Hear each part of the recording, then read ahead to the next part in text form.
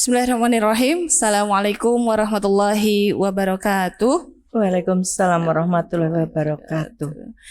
Apa kabar sahabat semua? Di sini bersama Firda di Pojok Santri episode yang ketiga, gitu ya. Pada kesempatan kali ini saya senang sekali karena kita akan sharing sesuatu hal yang umum dibicarakan di akhir tahun. Gitu ya. Dan di sini saya juga bersama narasumber. Beliau adalah ahli pakar kristologi, mantan biarawati. Maaf, bukan mantan biarawati.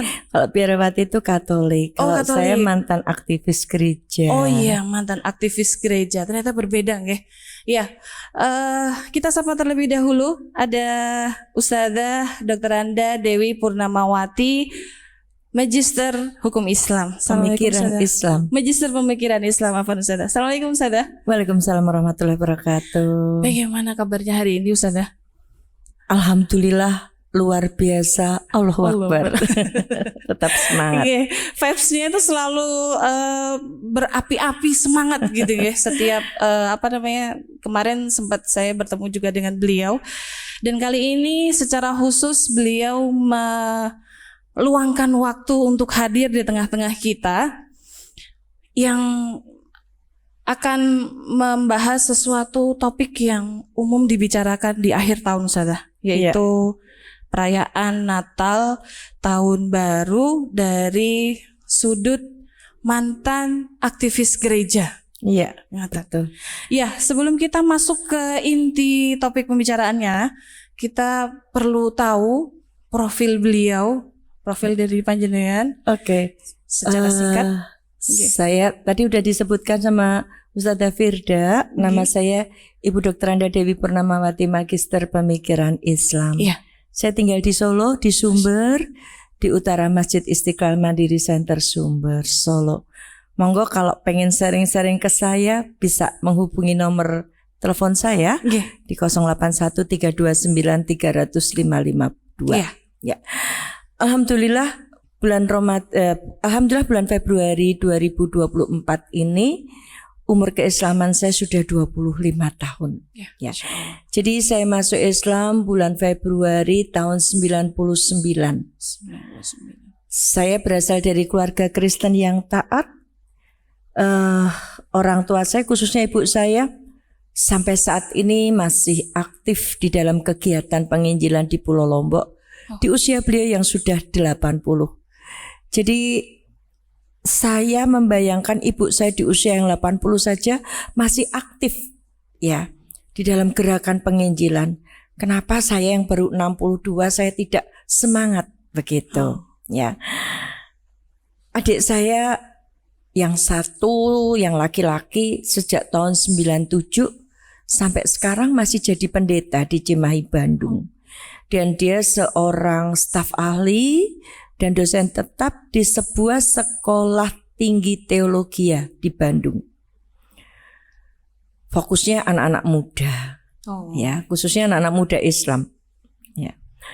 Adik saya yang satu dulu menginjili di Madura, beberapa tahun yang lalu pulang ke Solo dan fokus menginjili juga di Solo. Ya.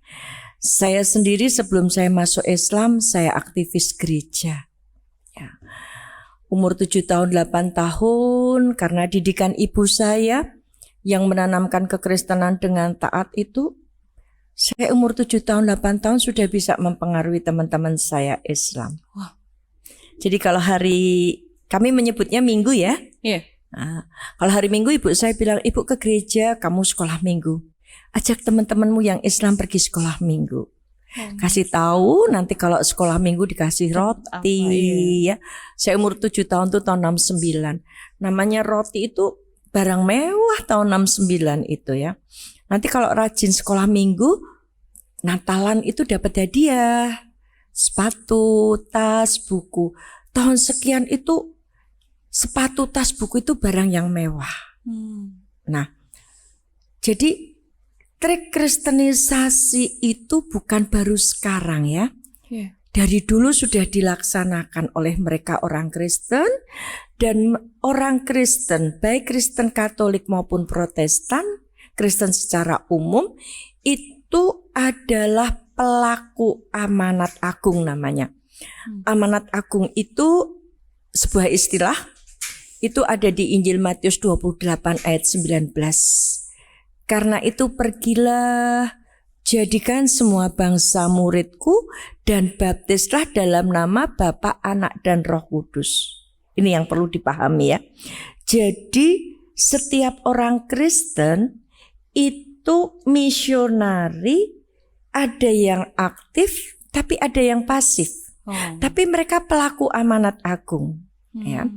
Pergilah, ada tugas pergi. Artinya pergi tadi adalah menginjili. Tidak hanya sekedar pergi, tapi ada target. Jadikan semua bangsa muridku dan baptislah dalam nama Bapa, Anak, dan Roh Kudus. Nah, setelah saya masuk Islam, saya mempelajari yang namanya Kristologi, saya mendalami Kristologi. Ini ayat palsu. Ayat bikinan para bapak-bapak gereja, dan ayat ini tidak ada sebelum abad keempat. Ayat ini baru ditambahkan di abad keempat. Maka kenapa sih mereka benci sekali kepada Islam? Ya, nanti silahkan yang mendengarkan ini mencari sendiri deh ayatnya di Al-Quran. Al-Quran memberi info kepada kita. Mereka menulis dengan tangannya sendiri. Jadi mereka menambahkan, Matius 28 itu berhenti sampai ayat 15. Tapi diteruskan oleh bapak-bapak gereja sampai ayat 20. Ya, dan ini yang mengatakan bukan kami yang dari Islam, tapi pakar-pakar Alkitab itu sendiri. Ya, jadi seperti itu. Jadi umur 7 tahun, 8 tahun saya sudah bisa mempengaruhi teman-teman saya Islam. Usia remaja, kebetulan saya dulu kalau SD SMP, saya sekolah di sekolah Katolik. Jadi agama saya Kristen Protestan, tapi sekolah saya di sekolah Katolik SD SMP. SLTA saya sekolah di sekolah negeri. Ya, sekolah pun saya pakai misi. Ya, karena kalau saya sekolah di sekolah Katolik, sekolah Kristen, saya nggak bisa dong melaksanakan misi saya. Maka saya sekolah di sekolah negeri. Ya, sekolah negeri pun saya milih. Saya nggak cantik. Ya, saya dulu udah kecil, hitam, tomboy gitu. Saya nggak cantik ya. Nah, kalau saya sekolah SMA, saya kalah sama yang cantik-cantik. Ya, maka saya nggak sekolah SMA. Saya sekolah STM. Ya, jurusannya listrik. Jadi sebelum purna tugas, saya seorang guru di sebuah sekolah SMK di Solo. Ya, saya guru listrik. S1 saya listrik. Tahun 81 saya kuliah jurusan listrik. Jadi saya sekolah saya di STM jurusan listrik. Di kelas kan saya cantik sendiri. Iya. Tidak ada saingannya. Cantik sendiri gitu ya. Terus perempuan sendiri. Nah, kebetulan saya pinter sendiri juga. Maka saya dapat beasiswa. Tahun 79 itu ada beasiswa namanya Super Semar. Ya. Saya dapat beasiswa 12.500. Yang 500 untuk bayar SPP. SPP-nya sebulan 500 rupiah. Saya punya uang 12.000. Untuk apa uang 12.000 itu? Saya gunakan untuk neraktir teman-teman saya Islam. Supaya tertarik ya, Saudara. Iya. Jadi teman-teman saya yang cowok-cowok itu waktunya istirahat, kan istirahatnya menjelang sholat nih. Saya traktir makan. Biar nggak sholat. Akhirnya teman-teman saya nggak sholat. Ya, tadi lama-lama teman saya nggak sholat, nggak ke masjid. Nah, ini yang kata anak muda sakitnya di sini. Maka saya itu mulai berdakwah tanggal 9 Februari tahun 2005. Ya, dulu sekali awal-awal saya masuk Islam itu saya pernah diundang sama Ustadz Sirizar ke sini. Ya, dulu sekali. Saya mulai dakwah tanggal 9 Februari tahun 2005. Nah, tahun 2007 itu bulan-bulan seperti ini, mulai bulan November ya, bahasan saya itu sudah mulai Natal, Tahun Baru Masehi, dan Valentine Day. Kenapa? Karena boleh dibilanglah saya menebus kesalahan saya di masa lalu. Ketika Natal, itu saya ngajak teman-teman saya Islam pesta Natal. Saya undang ke rumah, yuk pesta Natal. Enggak kebaktian pesta. Padahal kalau pesta itu kan ada babinya. Saya bilang sama teman-teman saya, kamu cobain dikit deh. Kalau muntah ya berarti haram. Kalau enggak muntah berarti halal. Nah ini, ya, saya mengadopsi dari ajaran Paulus gitu. Di dalam Alkitab itu ada yang haram itu kan yang keluar. Berarti kalau muntah berarti haram. Kalau nggak muntah berarti halal. Nah teman-teman saya Islam bukannya muntah, kebablasan malahan. Nah, kenapa saya bilang sakitnya di sini? Kalau teman saya Islam itu tidak hanya bisa baca Al-Quran, tetapi paham dengan Islam, maka dia akan menolak. Iya, betul sekali. Ya, ketika dia membaca Quran surat Al-Fat ayat 29, Muhammad itu utusan Allah dan orang yang bersama dia tegas terhadap kafir, berkasih sayang sesama mukmin.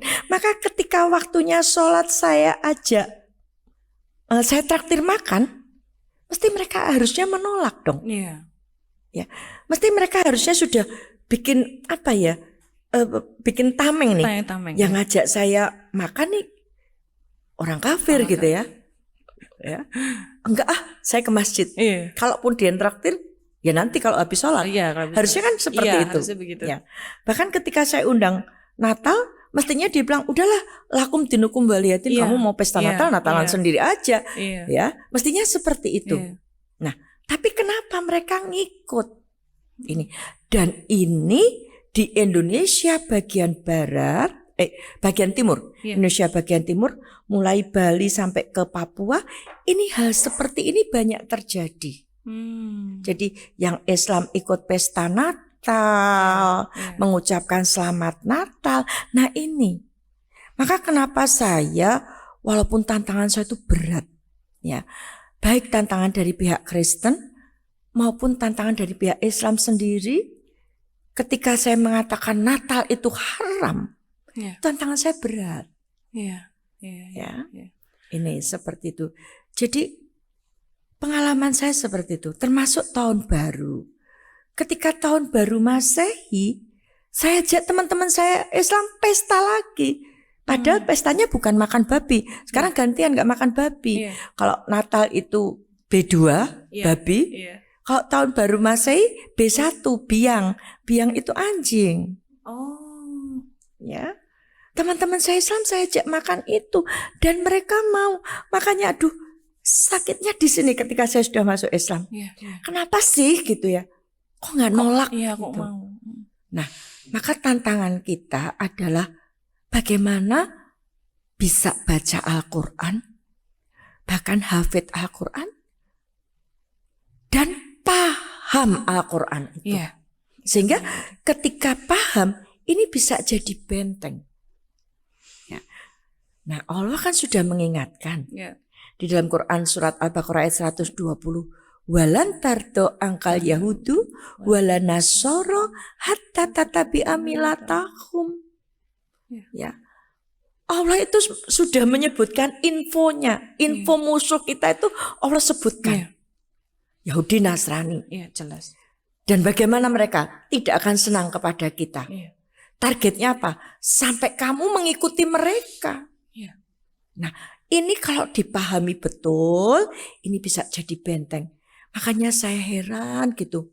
Kenapa sih susah banget ya bagi mereka-mereka yang muslim sejak lahir, yang ngaku muslim sejak lahir tidak mengucapkan selamat Natal itu kenapa sih berat banget gitu loh. Ya. Sementara saya begitu saya masuk Islam, ya, saya tidak hanya sekedar hijrah. Walaupun tantangan saya berat, saya begitu masuk Islam, saya betul-betul membuat benteng. Ketika Natal keluarga besar saya kumpul, saya enggak mengucapkan selamat Natal, datang pun tidak. Seperti itu. Itu sama keluarga loh. Sama orang tua saya sudah tidak mengucapkan selamat Natal. Sama adik-adik saya, sama Pak Dek, Bude, Om, Tante saya. Ini sih cuma sama temen. Iya. Kenapa nggak enak kan? Kenapa nggak enakan? Iya. Betul sekali. Seperti itu, Ustazah. Iya. Kemudian tadi yang Ustazah sampaikan nih, ketika perjalanan menjadi seorang mu'alaf itu kan panjenengan mempelajari tentang akidah. Itu bagaimana Ustazah? Betul. Jadi kalau bukan karena hidayah Allah saya nggak mungkin masuk Islam. Ya. Karena fondasi kekristenan itu ditanamkan betul dengan taat oleh ibu saya. Dan saya mulai galau itu ketika umur 13 tahun. Ya. Umur 13 tahun saya mulai mendalami Alkitab. Ya. Berarti nanti ya kita bacanya nanti ya. Mulai umur 13 tahun saya mulai mendalami Alkitab. Jadi kalau di Kristen itu umur 7 tahun sampai 12 tahun itu sekolah minggu. Kok sekarang mulai umur 3 tahun. Di sekolah minggu itu cerita tentang Nabi. Jadi anak-anak Kristen itu paham cerita tentang Nabi. Nah, ini yang mestinya kita pahamkan di TPA, TPQ. Tidak hanya belajar membaca Al-Quran, tetapi kurikulum TPQ itu ditambahkan untuk belajar sirah. Karena dengan belajar sirah itu penanaman akhlak. Ya, seperti di Kristen itu belajar tentang misalnya Nabi Adam. Nah, di situ belajar tentang sifat baik dan buruk. Ya, taat sama Tuhan dan tidak taat sama Tuhan. Itu seperti itu. Jadi umur 7 tahun sampai 12 tahun saya ketika itu sekolah minggu. Umur 13 tahun saya mulai mendalami Alkitab. Nah, ibu saya kan kalau hari Minggu bilang rajin ke gereja supaya besok masuk surga. Nah, ketika umur 13 tahun saya tidak lagi sekolah minggu tapi saya ikut ke gereja. Nah, kebaktian itu dimulai dengan setelah menyanyi kemudian mengucapkan 10 perintah Allah. Ya, perintah yang pertama, aku adalah Tuhan Allahmu, pencipta langit dan bumi. Ya. Jangan ada ilah lain selain aku. Berarti hanya menyembah satu Tuhan. Kemudian di 10 perintah yang lain adalah kuduskanlah hari Sabat. Ya, itu ada di dalam kitab Keluaran pasal 20 ayat 8. Kuduskanlah hari Sabat. Sabat itu dalam bahasa apapun itu Sabtu. Bahasa Italia Sabato, bahasa Jawa Setu, bahasa Indonesia Sabtu ya. Lalu timbul pertanyaan di dalam diri saya, kenapa saya ke gereja Minggu? Padahal ibu saya bilang rajin ke gereja supaya besok masuk surga. Tuhan suruh Sabtu, saya ke gereja Minggu. Mungkinkah saya masuk surga? Itu mulai menggelitik di hati saya. Kemudian tadi Ten Commandment yang pertama hanya menyembah pada satu Tuhan. Tapi pengakuan iman rasuli, ya, kalau kita rukun iman, mereka pengakuan iman rasuli, aku percaya kepada Allah Bapa pencipta langit dan bumi dan kepada Yesus Kristus anaknya yang tunggal Tuhan kita. Berarti ada Allah Bapa, ada Tuhan, ya, yang dikandung dari Roh Kudus, lahir dari anak darah Maryam. Berarti ada Allah Bapa, ada tadi Tuhan, ada Roh Kudus. Lah saya harus mengimani yang mana? Ya, konsep Tuhan itu membingungkan. Ya, enak di Islam. Ya, jelas. Quran surat Al-Ikhlas ayat 1 tuh kalau betul-betul didalami itu nggak akan ada kemusyrikan. Baik kemusyrikan modern maupun kemusyrikan yang tradisional.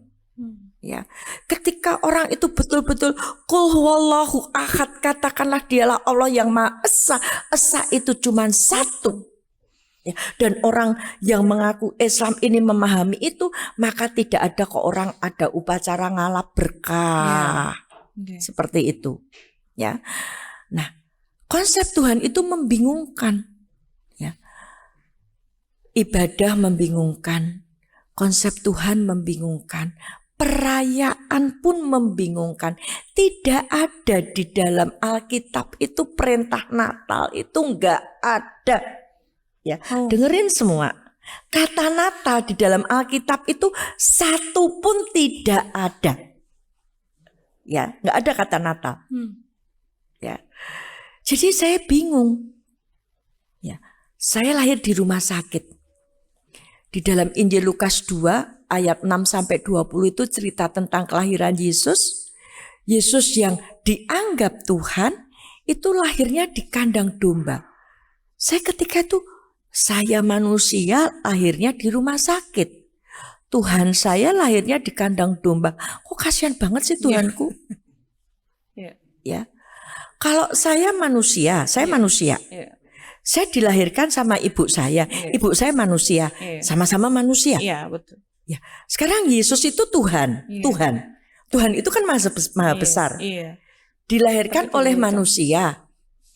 Masuk sih yang besar lahir dari yang kecil. Kalau diumpamakan gini aja, mungkinkah gajah lahir dari semut? Dan itu ketika saya tanyakan, ya jawabnya ya dan amin, nggak boleh ditanyakan. Sementara saya galau gitu. Nah dari situ kemudian timbul lagi pertanyaan, kalau gitu saya tuh Kristen siapa yang nyuruh? Ya.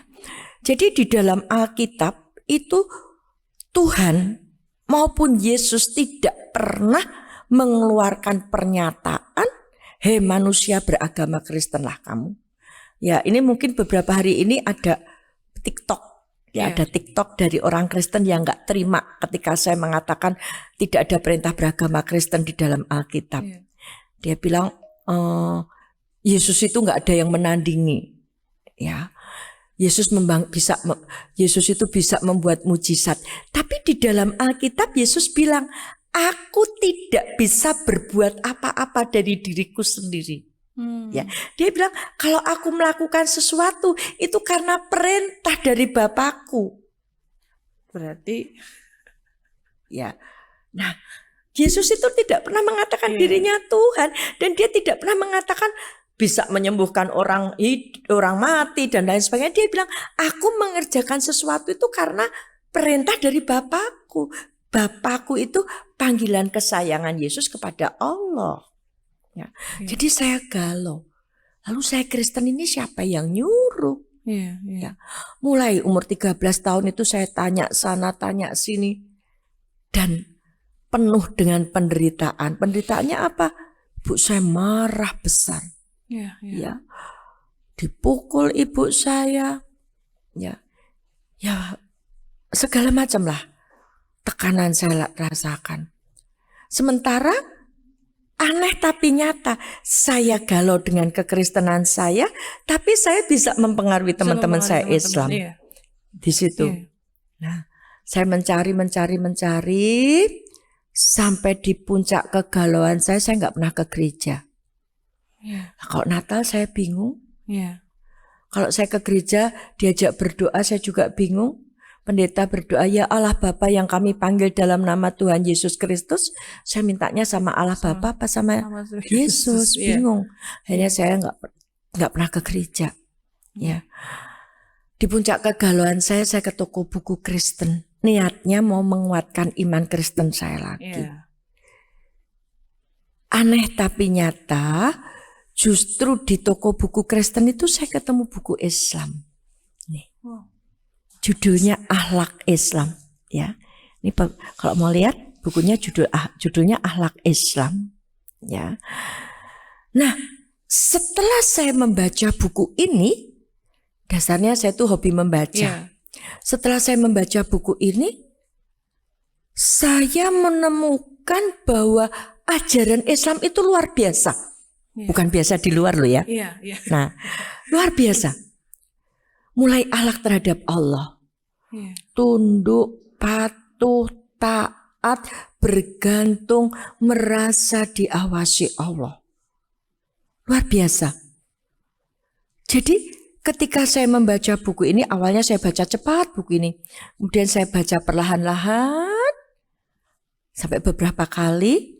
Kemudian saya diskusi dengan seorang ustadzah lewat teman saya yang Islam. Saya dikenalkan pada seorang ustadzah. Beliau waktu itu di SDIT Nur Hidayah. Iya. Ya. Saya diskusi dengan beliau, saya bilang, Ustadzah, saya ini Kristen. Saya sudah mencari perintah beragama Kristen di Alkitab mulai umur 13 tahun. Saya beli buku ini tahun 98. Ya. Berarti saya sudah mencari ya perintah beragama itu dari umur 13 tahun. Tahun 98 itu umur 36 tahun. Ya, hampir 24 tahun saya mencari.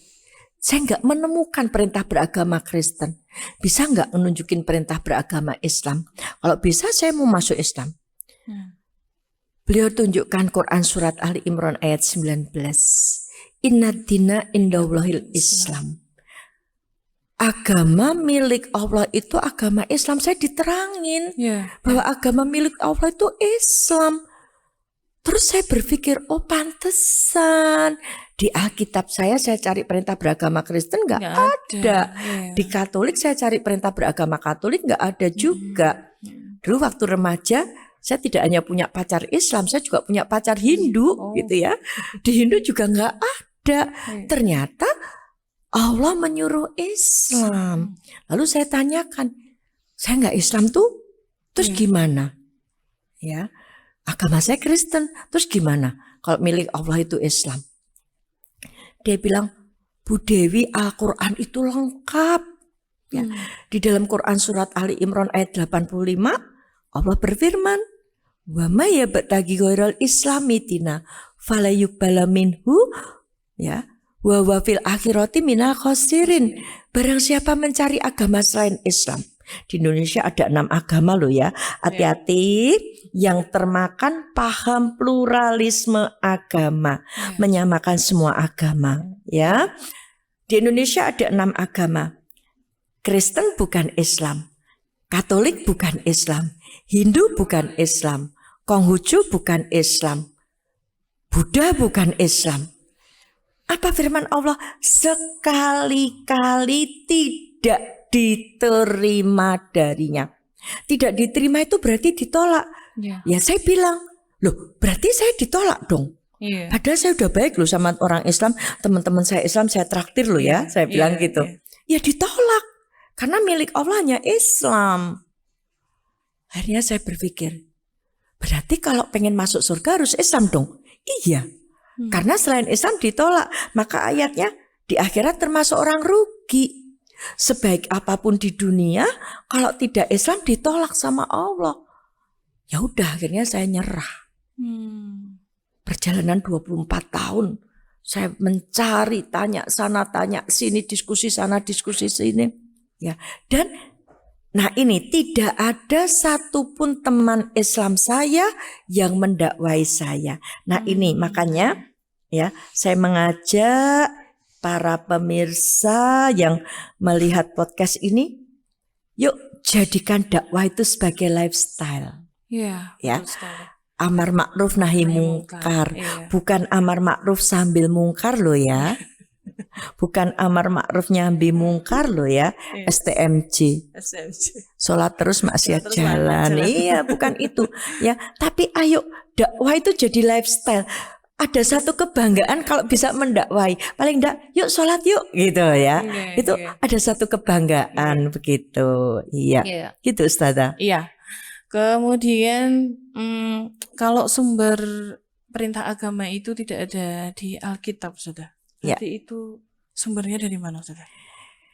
Jadi gini, kan Allah itu menurunkan Injil kepada Nabi Isa. Ya. Nah, Injil yang diturunkan kepada Nabi Isa itu mengajarkan tauhid. Ya. Isa itu bahasa Arabnya. Bahasa Yunaninya Yesus. Yesus itu mengajarkan tauhid. Ya.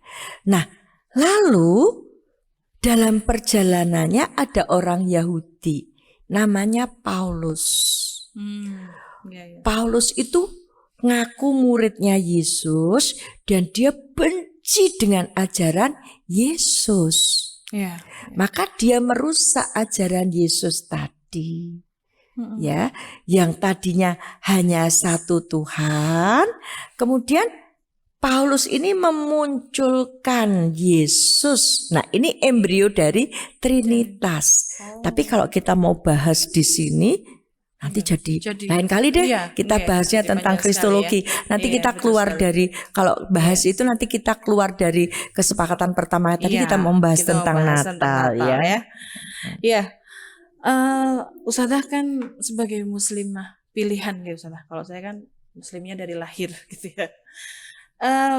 Melihat fenomena di akhir tahun yang semacam ini ya, itu bagaimana Islam itu memandang toleransi dalam konteksnya menghormati umat beragama, tapi tanpa menyelisih atau melenceng dari prinsip akidah kita sebagai umat Islam. Jadi kalau kita tuh berpegang kepada Al-Quran, yuk, 1 Quran surat Al-Ikhlas, 2 Quran surat Al-Kafirun, ya. Quran surat Al-Ikhlas, Qul huwallahu ahad, katakanlah dialah Allah yang Maha Esa. Ketika kita mengucapkan selamat Natal, ini harus dipahami, selamat Natal itu selamat untuk apa sih? Selamat atas kelahiran Tuhan dalam tanda kutip. Kenapa saya bilang Tuhan dalam tanda kutip? Karena Yesus nggak pernah bilang dirinya Tuhan. Di dalam Injil Matius 15 ayat 24, Yesus bilang, aku diutus. Ya, diutus itu bahasa Jawanya dikongkon. Ya, yang bahasa halusnya didhawuhi. Ya, aku diutus kepada domba yang sesat dari Bani Israel. Yesus tidak pernah menyatakan dirinya aku Tuhan. Dia selalu bilang aku diutus. Nah, ketika kita mengucapkan selamat Natal, berarti selamat atas lahirnya Tuhan Yesus. Nah, ini menselisih Quran surat Al-Ikhlas ayat 1. Qul huwallahu ahad, katakanlah dialah Allah yang Maha Esa. Kemudian kita mengucapkan selamat atas lahirnya Tuhan Yesus. Berarti ada Allah, ada Tuhan Yesus. Berarti menduakan Allah. Di dalam Quran surat An-Nisa ayat 48. Menduakan Allah berarti musyrik. Dosa musyrik itu satu-satunya dosa yang tidak terampuni kalau sampai mati tidak mau tobat. Di Quran surat Al-Bayyinah ayat 6, orang musyrik itu neraka jahanam tempatnya. Mereka kekal di dalamnya. Nah, ini mesti dipahami. Ada yang mengatakan, itu bukan kelahiran Tuhan kok. Kelahiran anak Tuhan. Oke, kita kembali lagi pada Quran surat Al-Ikhlas. Lam yalid wa lam yulad. Dia tidak beranak dan tidak diperanakan. Berarti ketika kita mengucapkan selamat Natal, selamat atas lahirnya anak Tuhan, berarti kita juga sudah menselisih Quran surat Al-Ikhlas lagi. Nah, tentang toleransi, Allah sudah mengajarkan. Kita memandang toleransi dalam pandangan Islam. Ya, Allah sudah mengajarkan di dalam Quran surat Al-Kafirun. Ya, semua mesti hafal. Dimulai dengan ayat 1. Hei orang kafir, aku tidak menyembah apa yang kamu sembah. Kita kan tidak menyembah Allah Bapa, Putra, Roh Kudus. Itu yang orang Kristen yakini. Yang orang Katolik yakini Allah Bapa, Putra, Roh Kudus, Bunda Maria. Kita tidak. Yang Hindu Brahma, Siwa, Wisnu. Kita tidak. Yang Buddha, Dharma, Sangka. Kita juga tidak. Yang Konghucu, Dewi Kwan Im, Dewa Konfusius, Topekong, tapi bukan Sunggokong ya. Topekong gitu. Kita kan enggak juga. Maka jelas kan ayatnya nih. Hei orang kafir, aku tidak menyembah apa yang kamu sembah. Dan kamu tidak menyembah apa yang aku sembah. Mereka enggak mau cuman Allah. Nah, lalu berikutnya, lakum dinukum waliyatin. Untukmu agamamu, untukku agamaku. Maka ketika kita itu ada perayaan Natal, kita diundang nih ya, yang biasa mengucapkan selamat Natal dan diundang Natal. Karena ketika Idul Fitri, mereka yang Kristen ngasih parsel ke kita. Iya. Ya, Betul. sirup marjan merah sama hijau gitu ya, roti monde, gulaku dan lain sebagainya. Terus mereka mengucapkan selamat Idul Fitri, mohon maaf lahir batin kan, biasanya seperti itu. Nah ini saya bilang jebakan Batman, ya kan? Jebakan Batman ini. Karena apa? Nanti ketika Natal kita tidak mengucapkan, ini mulutnya jadi keluh.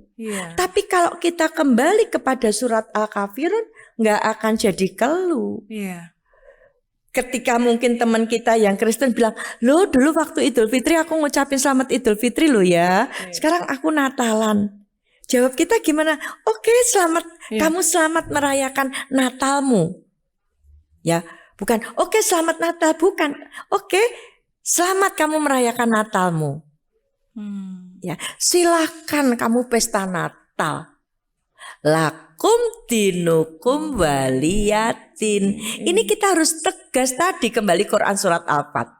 Tegas terhadap kafir bukan berarti kita bakar gereja mereka. Tegas terhadap urusan akidah, tapi kan tetap baik. Seperti saya dulu gitu. Ketika teman-teman yang Kristen mengucapkan selamat Idul Fitri lewat WA gitu ya. Nah, ketika Natal mereka bilang, Bu Dewi waktu Idul Fitri itu saya ngucapin, saya kirim WA selamat Idul Fitri, diterima enggak? Oh diterima, terima kasih. Penyanyi udah ngucapin Idul Fitri buat saya. Ini kami Natalan, iya monggo silahkan lakum dinukum waliyatin. Selesai urusan. Dan berikutnya mereka tidak lagi menuntut kepada saya. Nah salah kita tuh gini, ketika yang Kristen bilang nanti tanggal 26 tempat saya pesta Natal, datang ya. Aduh saya ada acara tuh, ada acara keluarga. Oke, tahun ini ada acara keluarga. Tahun berikutnya cari alasan lagi. Cari alasan lagi. Nah ini salahnya di sini. Harus ya tegas. Udah tegas aja tegas gitu. Dan Natal itu mengadopsi kekafiran. Ya, kalau baca sejarah Natal itu dimulai dari ya Namrud. Di dalam Islam Nimrod. Ya. Nah, dimulai dari sana. Upacara para kaum penyembah dewa. Ya, paganisme. Ya. Nah, Nimrod ini cucu dari buyut ya, buyutnya dari Nabi Nuh, ya. Nah, waktu ibunya Nimrod ini hamil, ibunya Nimrod itu namanya Semiramis. Semiramis itu seorang perempuan yang cantik sekali, ya, dan nggak pernah tua. Kalau nggak salah, kalau nggak salah nih ya. Simbol Starbucks itu simbolnya Semiramis ya. Oh iya. Starbucks itu yang perempuan cantik itu. Iya. Nah, jadi waktu Semiramis itu hamil, ya, itu bapaknya Namrud. Jadi bapaknya Namrud itu namanya Kutsi. Kutsi itu anaknya Ham. Anaknya Nabi Nuh. Jadi Nabi Nuh punya anak Ham, Ham punya anak Kutsi. Nah, Kutsi ini nikah sama Semiramis. Waktu Semiramis hamil, Kutsi meninggal. Ya, ketika dia melahirkan, Kutsi Semiramis karena masih cantik, dia bilang, walaupun aku sudah melahirkan, tapi aku masih gadis. Karena yang kukandung ini anak dewa. Tidak melalui hubungan manusia. Lah dari situ diadopsilah anak Tuhan lahir dari Roh Kudus. Itu. Jadi kalau kita itu ngikuti perayaan Natal, berarti kan kita mengembalikan kepada kekafiran gitu. Berarti itu bagian dari ibadah atau perayaan Ustazah? Natal itu bagian dari ibadah atau perayaan? Kalau bukan, saya bilang tidak ibadah, itu cuma sekedar perayaan aja. Ya. Dan memang tidak ada perintahnya sebenarnya. Kan nggak ada perintahnya. Iya, betul sekali, nggak ada perintahnya. Nggak ada perintahnya.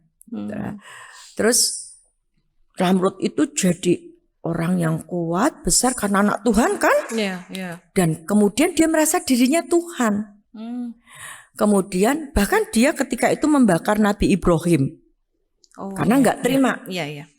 Ya, ketika Nabi Ibrahim mengatakan harus menyembah kepada Allah, berarti ada Tuhan yang lain. Iya. Maka dia marah. Dia membakar Nabi Ibrahim. Dia membawa pasukannya 700.000, lupa saya jumlah pasukannya itu untuk melawan Tuhannya Nabi Ibrahim. Iya. Ya. Nah, 700.000 betul. Untuk melawan Tuhannya Nabi Ibrahim. Dan Allah mengalahkan Namrud ini dengan seekor nyamuk. Iya. Yang masuk ke hidungnya, Iya. terus kemudian menggerogoti otaknya, akhirnya dia mati. Nah, Namrud meninggal, Semiramis selingkuh. Akhirnya hamil. Lahir anaknya namanya Tamus. Lah, Tamus ini dikatakan oleh Semiramis itu reinkarnasi dari Namrud. Sekarang bayangkan, apakah agama yang benar mengadopsi kekafiran, dan kekafiran tadi penuh dengan kebohongan. Iya, betul. Yuk nyadar yuk yang suka mengucapkan selamat Natal. Ya, berarti Natal itu bukan ibadah tapi budaya. Ya, dan orang Kristen ketika sekarang mereka juga akibat dari dialog-dialog Islam Kristen, mereka bilang itu cuma sejarah kok. Lah kalau sejarah kenapa dimasukkan kepada ibadah? Ya udah nggak usah aja, kenapa? Iya toh. Lalu kalau tahun baru itu juga masuk di rangkaiannya bukan, Ustazah? Nah, tahun baru lagi. Kalau kita tahun baru kita kan tahun baru Hijriah. Ya. Nah, itu ada kaitannya dengan Nabi Muhammad. Nah, kalau tahun baru Masehi itu kan bermula dari pemujaan kepada Dewa Janus. Dewa Janus itu dewa yang punya dua muka. Yang satu mukanya cakep, yang satu mukanya jelek. Maka memperingati ini tinggalkan yang lalu yang jelek, menyongsong yang depan yang lebih baik. Nah, ini ada kaitannya dengan Yesus. Tahun sebelum Yesus lahir disebut tahun sebelum Masehi. Begitu Yesus lahir disebut tahun Masehi. Dan orang Kristen merayakan, ya itu urusannya dia dong. Maka agama Kristen disebut agama Masehi. Sebetulnya kalau kita mau berpikir nih, akidah kita kuat. Kita menggunakan Al-Quran sebagai petunjuk. Mau mempelajari Al-Quran, sudah ada kok peringatan dari Allah. Di dalam Quran surat Al-Isra. Ya, jangan kamu melakukan sesuatu yang tidak ada pengetahuannya. Cari dong di dalam Al-Quran, ada nggak Natal sih, ada nggak tahun baru sih, apalagi zaman modern kayak gini, tanya sama Mbah Google. Ya, kan gampang tanya sama Mbah Google tuh. Kemudian ada apa ya, konten-konten yang lain yang kita mudah tanya dong. Iya. Lalu kenapa ini mungkin dari kacamata umum ya, Ustazah. Mengapa kita diharamkan gitu untuk merayakan atau ikut dari budaya bagian dari Natal dan Tahun Baru itu? Iya, karena ini berpengaruh kepada akidah. Gini aja deh. Misalnya Ustazah Firda udah nikah belum? Sampun. Sudah. Alhamdulillah. Ustazah Firda nih. Ketika orang tuanya Ustazah Firda menikahkan Ustazah Firda. Ya. Terus saya datang. Ketika saya datang itu kan saya mengakui bahwa Ustazah Firda sudah nikah kan? Betul. Atau saya datang bilang, saya cuma pengen makan aja, terserah, saya nggak ngakuin Ustazah Firda udah nikah. Kan nggak mungkin. Kedatangan kita itu sudah sebagai pernyataan bahwa kita ikut menyambut. Ya. Dan Natal itu tidak hanya sekedar ucapan loh, Us. Ini berpengaruh pada akidah. Saya kasih contoh gini.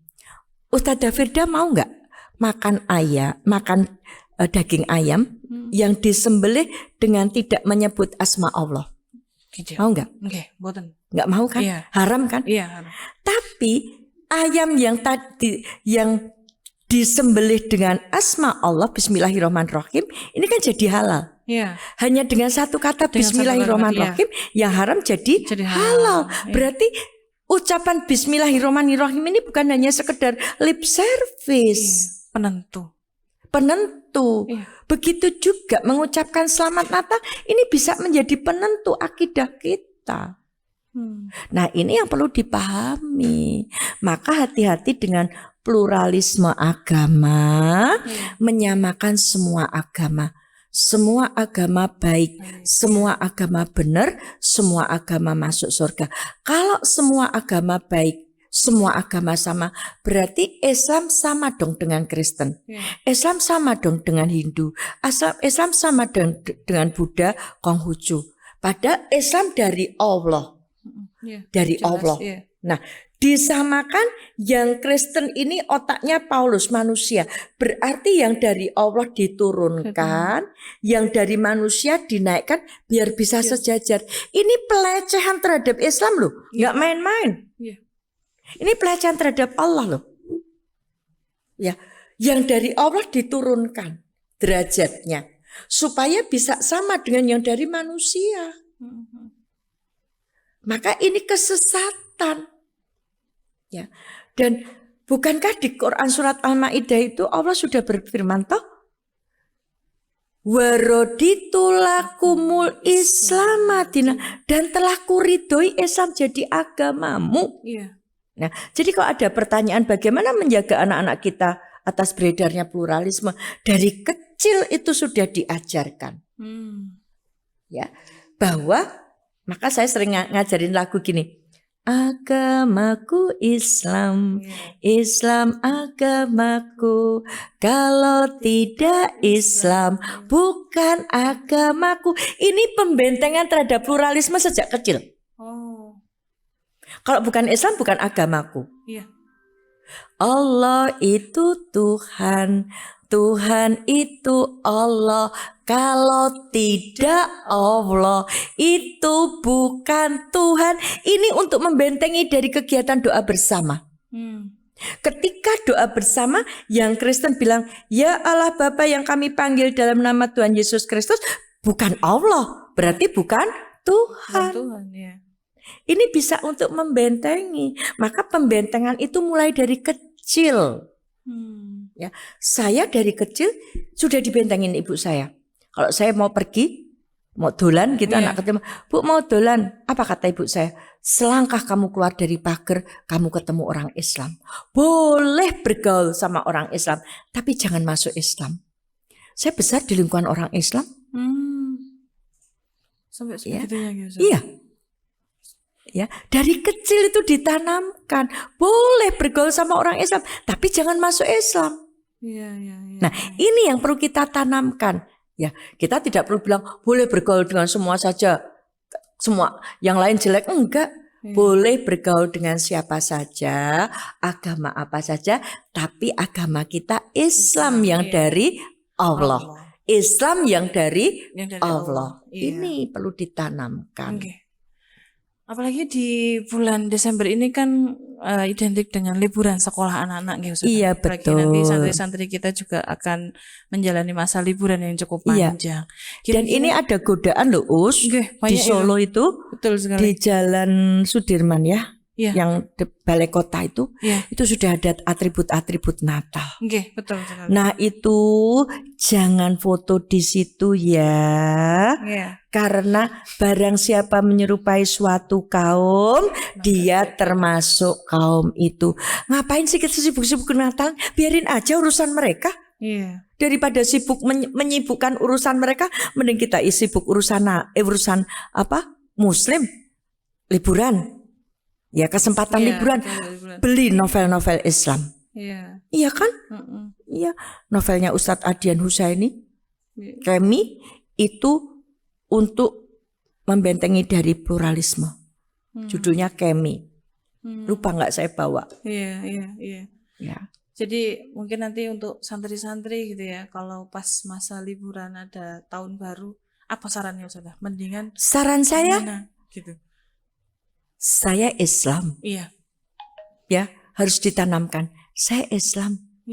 Senotu Natal, Seno tahun baru Masehi. Iya. Itu jadi closing statement ya rupanya dari Ustazah Dewi.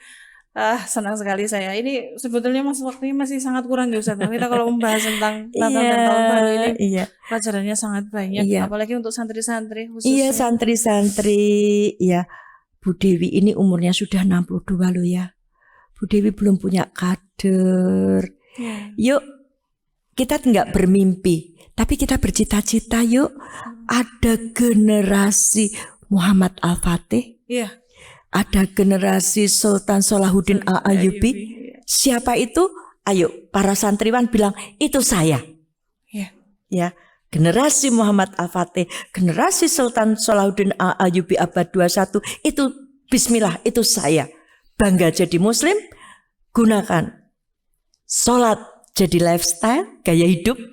Enggak sholat itu cemen, ya. Yang sholat itu yang hebat, ya.